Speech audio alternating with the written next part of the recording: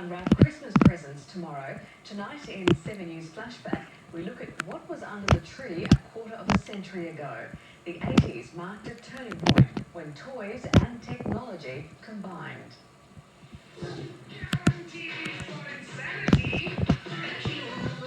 Rubik's Cubes hit Brisbane in 1980, teasing brains across the state.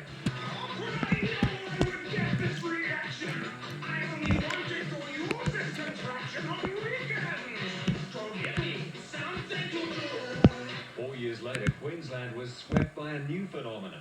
I'll read it and you say I promise, okay? I promise to love my Cabbage Patch Kid with all my heart. Cabbage Patch dolls was so popular, anxious parents rioted in America.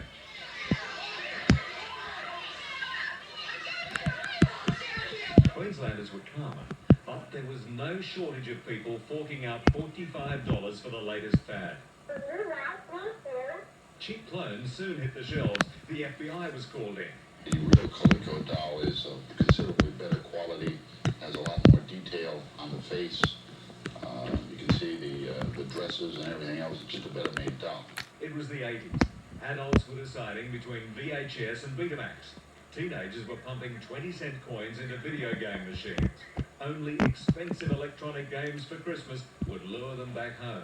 I think the 80s was the time when technology and toys came together, and we saw the beginning of those really sort of basic Atari systems and things like that. Dr. Karen Brooks from the Sunshine Coast University is studying the history of toys.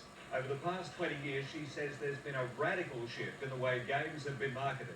20 years ago, the toys were aimed at the adults and adults alone. Today, they're marketed straight to the kids, and as a result, what they're doing is teaching kids to become good little consumers.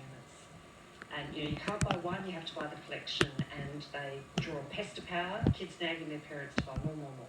Despite all the technology, dolls remain the biggest sellers, even if their looks are changing.